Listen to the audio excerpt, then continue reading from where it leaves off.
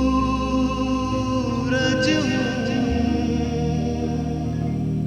जिंदगी की रमक छोड़ जाऊंगा। मैं डूब भी गया,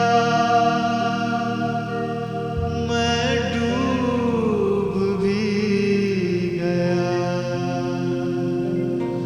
तो शफक छोड़ जाऊंगा। उर्दू ज़बान की इब्तिदा और इर्तिका की दिलचस्प कहानी है। हिंदुस्तान की सरजमीं जहां बैरूनी हमलावरों की मौजूदगी से बेचैन हो रही थी, वहीं एक नई ज़बान के अंकुर फूट रहे थे। अरबी, फारसी, तुर्किस्तानी, संस्कृत के अल्फाज से मिलकर एक नई ज़बान बन रही थी, उर्दू। यही वजह है कि उर्दू को किसी एक कौम या तबके से वाबस्ता नहीं किया जा सकता, और इसी खुसूसियत की बिना पर उर्दू को हर खास और आम की ज़बान कहा जा सकता है। भारत के हिंदुओं, कायस्तों, सिखों और जैनियों ने भी उर्दू को परवान चढ़ाने में बढ़ चढ़कर हिस्सा लिया। उर्दू को अपने खूने दिल से सींचने वालों में जिस गैर मुस्लिम शायर का नाम सरे फहरिस्त है, वो है चंद्रभान ब्राह्मण। उर्दू, फारसी, अरबी और संस्कृत के जबरदस्त आलिम और उर्दू के साहिब दीवान शायर। कहाँ मिलेगी ऐसी ज़बान जिसने मजहब, कौम और फिरके के फर्क को मिटाकर उर्दू की शक्ल में एक ऐसा पैराहन दिया जिसे सही मानों में सेकुलर कहा जा सकता है। उर्दू है जिसका नाम हम ही जानते हैं दाग, सारे जहां में धूम हमारी ज़बान की है।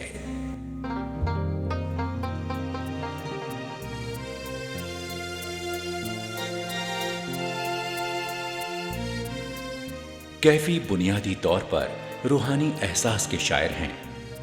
वो न सिर्फ खुद अपनी शायरी में पाकीज़ा रूहानी एहसास रखते हैं, बल्कि पढ़ने वालों को भी ये पाकीज़गी महसूस होती है। फराहम होके खूने आरज़ू फिर दिल न बन जाए। फराहम होके खूने आरज़ू फिर दिल न बन जाए। ये उजड़ी पुरसुकून बस्ती, ये उजड़ी पुरसुकून बस्ती भरी महफिल न बन जाए। फराहम होके खूने आरज़ू फिर दिल न बन जाए। फराहम होके। कैफी जब हुस्न इश्क के मज़ामीन को बयां करते हैं, तब भी उसमें एक अलग तरह की रूहानियत आ जाती है। हुस्न की रंगीनियाँ सब जलवा सामा हो गई। हुस्न की रंगीनियाँ सब जलवा सामा हो गई। दिल की आँखें सरबसर ऐ मन बदामा हो गई। दिल की आँखें सरबसर ऐ मन बदामा हो गई। हुस्न की रंगीनियाँ सब जलवा सामा हो गई। हुस्न की रंगीनियाँ सब जलवा सामा हो गई। कैफी का कलाम जिंदगी के नशेबो फराज का आईनादार है और हकीकत की अक्कासी करता है। तुम ही हो,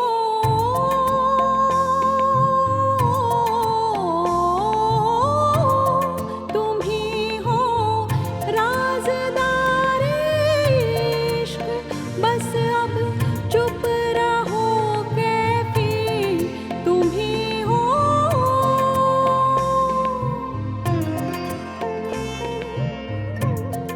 तुम ही हो राज़दारे इश्क, बस अब चुप रहो कैफी। फसाना फसाना फसाना एक जहां का वारदाते दिल ना बन जाए। फसाना एक जहां का वारदाते दिल न बन जाए। फराहम हो के खूने आरज़ू फिर दिल न बन जाए। ये उजड़ी पुरसुकून बस्ती, ये उजड़ी पुरसुकून बस्ती, भरी महफिल न बन जाए। फराहम हो के खूने आरज़ू। नाज़रीन आदाब, खुशामदीद, एक बार फिर आपका खैर मकदम है आफ़ताब सुखन में। नाज़रीन, उर्दू हिंदुस्तानी ज़बानों के माथे का वो ताज है जिसके बगैर माथा सूना सूना सा लगता है। ये ताज हुस्न में इजाफा करता है और वक़ार को बढ़ाता है। मगर कुछ शख्सियतें ऐसी हैं जिन्हें उर्दू के माथे का ताज कहा जा सकता है। ऐसी ही एक मारूफ शख्सियत को दुनिया पंडित बृजमोहन दत्तात्रेय कैफी के नाम से जानती है। आफताबी चेहरा, गंदुमी रंग, कुशादा पेशानी, बड़ी बड़ी आंखें। कैफी का ताल्लुक एक कश्मीरी ब्राह्मण खानदान से था।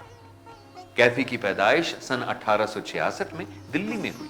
उन्होंने अपनी पूरी जिंदगी दिल्ली में गुजारी और 1955 में शहर गाजियाबाद में इस दुनिया को खैरबाद कहा। तालीम की इब्तिदा एक मकामी मदरसे से हुई और बाद में अंग्रेजी की तालीम सेंट स्टीफेंस कॉलेज में पाई।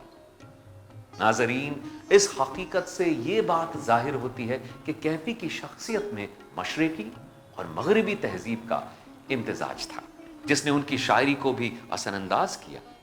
लेकिन जो रंग उभर कर आया वो खालिस हिंदुस्तानी रंग था। कैफी ने उर्दू शायरी को एक किरदार दिया। कैफी जिसने उर्दू अदब को बनावट से दूर करने की कोशिश की और बाबाए उर्दू मौलवी अब्दुल हक के साथ मिलकर उर्दू को उरूज और इर्तिका की मंजिलों से हमकिनार किया। बृजमोहन कैफी की शायरी की नुमायां खूबी है ख्यालात की पाकीज़गी, गहराई और रूहानियत। दूसरे शायरों की तरह कैफी के यहां भी हुस्न और इश्क का बयान मिलता है, लेकिन यह इश्क सतही नहीं है, इसमें हिमालय की बुलंदी है, जमजम की पाकीज़गी है और ये इश्क हकीकी है।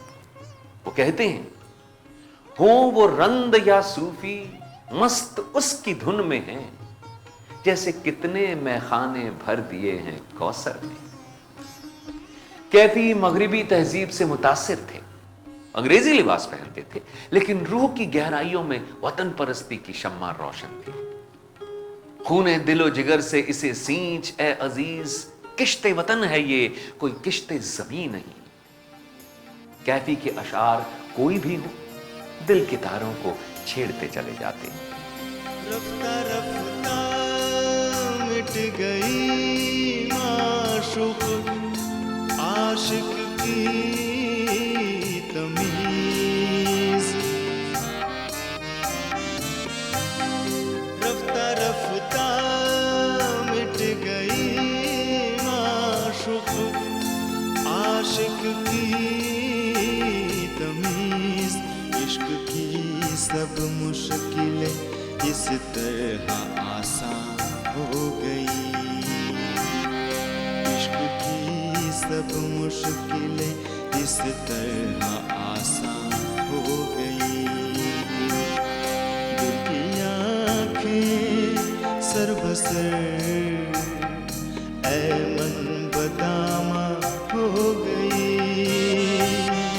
दिल की आँखें सरबसर ऐ मन बदामा हो गई, हुस्न की रंगीनियाँ सब जलवा सामा हो गई। नाजरीन, अहमद इम्तियाज़ का आदाब। अभी आपने पंडित ब्रजमोहन दत्तात्रेय कैफ़ी का कलाम सुना। पंडित दत्तात्रेय कैफ़ी हमारे अहद के बड़े शायर हैं। अब हम उनकी शख्सियत और शायरी के हवाले से गुफ्तगू करेंगे। इस गुफ्तगू में हमारे साथ हैं गौस सिवानी साहब। गौस सिवानी साहब, आपका इस महफ़िल में इस्तकबाल है। गौस साहब, पंडित कैफ़ी हमारे अहद के बड़े मुहक्किक हैं, बड़े शायर भी हैं, नक्काद भी हैं। उनकी कई हैसियत बनती है। उनकी इस हमगीर शख्सियत पे आपकी क्या राय है? इनकी पैदाइश गालिब की मौत के 4 साल के बाद हुई, और इत्तेफाक ये कहिए कि जिस पुरानी दिल्ली से गालिब का ताल्लुक़ था और जिस मकान में गालिब की वफ़ात हुई, उसी से थोड़े से फासले पे बाज़ार सीताराम में अल्लामा पंडित ब्रजमोहन दत्तात्रेय कैफ़ी की विलादत हुई। पुरानी दिल्ली का अपना एक माहौल था और बहुत सी इल्मी शख्सियतें उस इलाके में रहा करती थीं। हालांकि 1857 की बर्बादी का बहुत ज़बरदस्त असर पड़ा था, फिर भी कुछ लोग बचे हुए थे और उन्हीं लोगों में इनका ख़ानदान भी था। इनका ख़ानदान भी वहाँ के रुअसा में शुमार किया जाता था। ये ख़ुद एक कश्मीरी पंडित ख़ानदान से ताल्लुक़ रखते थे और ये ख़ानदान फ़र्रुख सियर मुग़ल बादशाह के ज़माने में दिल्ली आ गया था और मुग़लों के ज़माने में अहम ओहदों के ऊपर ये ख़ानदान फायज़ रहा था। तो पंडित कैफ़ी का इसी ख़ानदान में 1866 में जन्म हुआ और इस माहौल में उन्होंने आँख खोला। तो जाहिर है कि एक इल्मी माहौल था और बड़े बड़े अहले इल्म मौजूद थे वहाँ पे।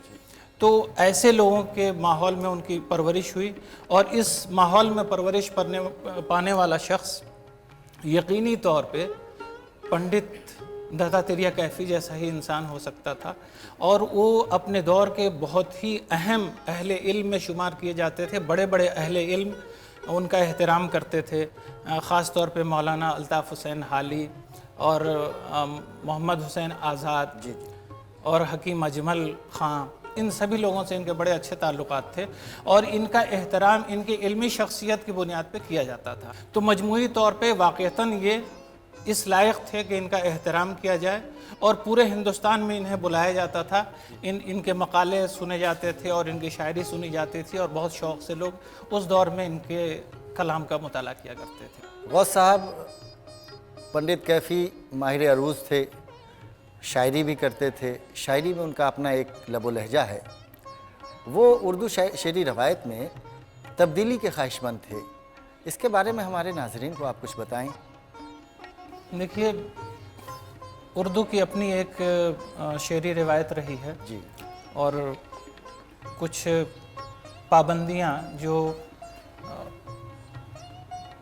मुतक़द्दिमीन ने जिन पाबंदियों को उर्दू शायरी के लिए ज़रूरी करार दिया है, उनकी पाबंदी हर दौर में होती रही। लेकिन पंडित कैफ़ी का जो ज़माना है, उस ज़माने में उस शेरी रिवायत से थोड़ा सा इन्हिराफ शुरू हो गया था। पंडित कैफ़ी ख़ुद कई एतबार से इस इन्हिराफ के कायल थे। उमूमन ये एक रवायत रही है उर्दू शायरी में कि दूसरी ज़बान के अल्फाज बहुत मोहतात अंदाज में लिए जाते हैं जी। ख़ास तौर पे संस्कृत या खालिस हिंदी के अल्फाज अगर हों तो उन अल्फाज पे लोगों का वो रहा है कि इन्हें लिया जाए न लिया जाए तो किस सूरत में लिया जाए। तो इस ताल्लुक़ से इनका अपना ये कहना था कि उन अल्फाज को, संस्कृत वगैरह के अल्फाज को लिया जा सकता है, लेकिन उसी वक्त तक उसे काबिल कबूल उर्दू में माना जाएगा जब तक कि उससे उर्दू की किसी पुरानी रिवायत में पे कोई फ़र्क ना आए। एक चीज़ ये, दूसरी जो बात आपने जैसे बताई कि वो उरूज़ में महारत रखते थे, और उरूज़ में महारत के बावजूद उन्होंने इस तरह से कई उरूज़ के ताल्लुक़ से भी कई इन्हिराफ किया। उनसे पहले मसनवियाँ कही गई या जो भी शेर या नज़्म जो भी कहे गए, तो उसमें एक बहर का इस्तेमाल होता था। इन्होंने इसमें एक नयापन ये किया कि इन्होंने एक मसनवी लिखी, मसनवी जगबीती।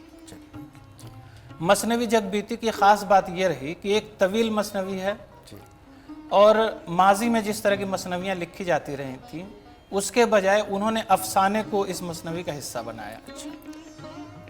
जो माजी की रवायत थी उससे उन्होंने इन्हिराफ किया इसमें। दूसरा इसमें इन्हिराफ उन्होंने ये किया कि इस मसनवी में उन्होंने कई बहरों का इस्तेमाल किया, मुख्तलिफ बहरों को उन्होंने इसमें यकजा कर दिया। तो पूरी मसनवी एक बहर में नहीं कही गई, अलग अलग हिस्से उसके अलग अलग बहरों में कहे गए। एक और उसके अंदर उन्होंने बदलाव ये करने की कोशिश की कि आम तौर पे काफ़िया ज़ा का काफ़िया ज़ाही इस्तेमाल किया जाता है, ता का काफ़िया ता आता है, लेकिन उन्होंने ये किया कि ज़ा का काफ़िया ज़ो भी लेकर के आए और ज़ाल भी लेकर के आए। इसी तरह से ता के मुकाबले में तो भी वो लेकर के आए। तो इन्होंने उसे हम काफ़िया माना, हम वज़न माना, और उन्होंने उसका इस्तेमाल किया। तो उरूज़ में वो माहिर थे, लेकिन उनका अपनी सोच ये थी, उनका अपना ख्याल ये था कि इन रिवायात की पाबंदी उसी हद तक की जाए जब तक कि शायर के ख़याल के ऊपर उसका कोई असर ना पड़े। अगर शायर का ख़याल मुतासिर होने लगे तो फिर इन रिवायतों की पासदारी का कोई मतलब नहीं होता है। तो उन्होंने पाबंदी भी की और इन्हिराफ भी किया। ये रिवायत उनके दौर में एक नई तरह की रिवायत शुरू हुई। गौस साहब, ये गालिब के इंतकाल के 3-4 साल के बाद इनकी पैदाइश है, और वो अहद बहुत ही सियासी एतबार से भी हमारे मुल्क में बहुत ख़तरनाक किस्म का रहा है। और कैफ़ी साहब उस ज़माने की पैदावार हैं, और 20वीं सदी के निसफ हिस्से तक ये ज़माना आता है। तो क्या उस अहद के हालात के भी असरात उनकी शायरी पे हैं? नाज़रीन को ये बताएं ज़रा। मेरे ख़्याल से हर शायर अपने माहौल से असर लेता है, बल्कि हर फ़नकार लेता है जी। वो सिर्फ़ शायर ही नहीं बल्कि मुसव्विर भी लेता है, और जो दूसरे किस्म के फ़नकार हैं वो भी अपने अहद से मुतासिर होते हैं। और कैफ़ी के साथ भी बिल्कुल यही मामला रहा, वो भी अपने अहद के हालात से मुतासिर हुए। आप देखिए कि 1857 में पूरे मुल्क में अंग्रेज़ों के ख़िलाफ़ बगावत हुई, और फिर उस बगावत को दबा दिया गया। तो उसका ये असर हुआ हिंदुस्तान में कि जब वो बगावत दब गई तो लोगों ने ज़हनी तौर पे अंग्रेज़ों की हुकूमत को कबूल कर लिया, और उन्हें ये एहसास होने लगा कि आज़ादी मुमकिन है मिले, लेकिन इसमें अभी ताख़ीर है। तो जो जिद्दोजहद में जो कैफियत थी, जो जोश था, जो वलवला था, वो ज़रा सर्द पड़ गया था। अंग्रेज़ों की हुकूमत को बहुत हद तक लोगों ने ज़हनी तौर पे कबूल कर लिया।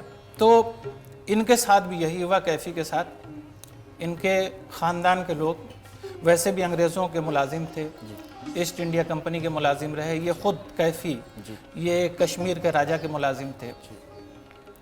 और उस अहद में ये हुआ कि इन्होंने अंग्रेज़ों के जो अहम लोग थे उनकी मदह में कसीदे भी लिखे। जॉर्ज पंजुम की जब तख्त नशीनी हुई, ताजपोशी हुई, तो उस ताल्लुक़ से इन्होंने एक तवील कसीदा लिखा, और उस कसीदे को पूरे हिंदुस्तान में जितने लोगों ने कसीदे लिखे थे उसमें नंबर 1 माना गया, 1 नंबर पे माना गया, और उसके लिए उन्हें तमगा भी दिया गया। तो इस तरह से उन्होंने लॉर्ड हार्डिंग के ताल्लुक़ से भी एक कसीदा उन्होंने लिखा, मदहिया।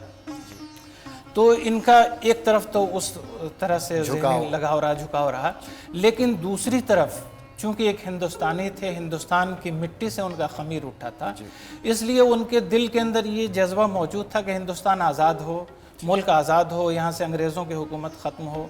और उन्होंने देशभक्ति नज़में भी लिखी, हुब्बुल वतनी पे उनकी नज़में हैं, हुब्बुल वतनी पे उनके बहुत से अशार हैं। अच्छा। तो इस तरह से उन्होंने अगरचे अंग्रेज़ों में से बाज़ की मदह में कसीदे लिखे, बाज़ की उन्होंने तारीफ़ें की, लेकिन उसके बावजूद उनके दिल के अंदर एक जज्बा रहा, हुब्बुल वतनी का जज्बा। और यही जज्बा था जो एक ऐसा वक्त आया कि उन्होंने जो मुल्क के अंदर जो लोग जिद्दोजहद आज़ादी में मसरूफ़ थे, जो फ्रीडम फाइटर्स थे, तो उनकी मौतें हुई, तो उनके लिए उन्होंने मरसिये भी लिखे। जैसे उन्होंने एक मरसिया लिखा हकीम अजमल ख़ां के ताल्लुक़ से। हकीम अजमल ख़ां की मौत पे उन्होंने जो मरसिया लिखा वो उनका बेहतरीन मरसिया माना जाता है। और भी दूसरे लोगों के ताल्लुक़ से उन्होंने कुछ इस तरह का लिखा। उनकी गज़लों के बारे में कुछ अगर आप हमारे नाज़रीन को बताना चाहें, मुख्तसर बताएं। उनकी इब्तदाई शायरी में शोखी और बांकपन ज़्यादा है। उन्होंने कहा है, कभी जो पास भी बैठे तो कसमसाए हुए, कभी जो पास भी बैठे तो कसमसाए हुए, दबे झुके हुए, सिमटे हुए, लजाए हुए। तो ये बिल्कुल इब्तदाई दौर की शायरी है। लेकिन एक ऐसा वक्त आया जब उनकी शायरी पे तसव्वुफ़ के असरात भी आए, नासेहाना मज़मून भी उनकी शायरी में आ गया और बहुत ही संजीदा शायरी वो करने लगे। वो जलवा होया, वो जलवा होया, डेरो हरम का ज़र्रे ज़र्रे में, वो जलवा होया, वो जलवा होया, डेरो हरम का ज़र्रे ज़र्रे में, जो तेरी ज़ात ही एक पर्दाए हाइल ना बन जाए, जो तेरी ज़ात ही एक पर्दाए हाइल ना बन जाए, फराहम हो के खूने आरज़ू फिर दिल ना बन जाए, फराहम हो के। गौस साहब, ये वो ज़माना है जब दाग और कुछ बाद में इकबाल के असरात, उनके लब व लहजे की जो शायरी थी उसका बड़ा असर था। क्या कैफ़ी साहब के यहाँ कुछ इसके असरात हैं? गरचे वो सीमाब के शागिर्द थे, लेकिन दाग का तो की एक रवायत रही है, तो उसके कुछ असरात हैं, तो वो मुख्तसरन अगर इस पर कुछ आप इज़हार ख्याल करें। बिल्कुल, दाग का वो अहद था। दाग खुद दिल्ली छोड़ करके दक्कन चले गए थे, लेकिन दिल्ली में उन्हीं की तकलीद हो रही थी जी। और उनके तरीक़े पे चलने वाले और ख़ुद को उनका शागिर्द बताने वाले, उनके तर्ज़ का मुक़ल्लिद बताने वाले लोग भरे हुए थे। और वो पुरानी दिल्ली का इलाका ख़ास तौर पे ऐसा इलाका था जहाँ पे घर घर में शायर हुआ करते थे। यहाँ तक कि जो बिल्कुल नाखादा और जाहिल लोग हुआ करते थे वो भी शायरी करते थे उस अहद में। बल्कि मैंने पढ़ा है कि पुरानी दिल्ली में एक साहब थे जो नाई का काम किया करते थे, बिल्कुल नाखादा थे, पढ़े लिखे हुए नहीं थे, और वो भी शायरी करते थे और उनका तखल्लुस था हज्जाम। अच्छा। तो ये एक माहौल था वहाँ, और उस माहौल में दाग की रिवायत से इनहराफ मुश्किल था जी। तो उन्होंने दाग के अंदाज में शायरी शुरू ज़रूर की जी। लेकिन बाद में उनका तर्ज कुछ अपना हो गया, अपना लबो लहजा। दाग के असर के बावजूद उनका लबो लहजा अपना भी हुआ और उन्होंने अपने ढंग की शायरी की, अपने अंदाज में वो आगे बढ़े और वो उनका अंदाज खालिस उनका अपना अंदाज हो गया। शुरू में थोड़ा सा छेड़छाड़ वाली शायरी भी उनके यहाँ हुई। यही कुछ मामला इकबाल का भी था कि इकबाल ने दाग के शागिर्द भी थे, उनके लबो लहजे पर दाग का बहुत असर है लेकिन अपना लबो लहजा भी पैदा कर लिया। बहरहाल गौस साहब, आप इस गुफ्तगू में हमारे साथ शामिल रहे, इसके लिए आपका बहुत बहुत शुक्रिया। जिन उम्मीदों से बना था खानाए दिल रश के गम,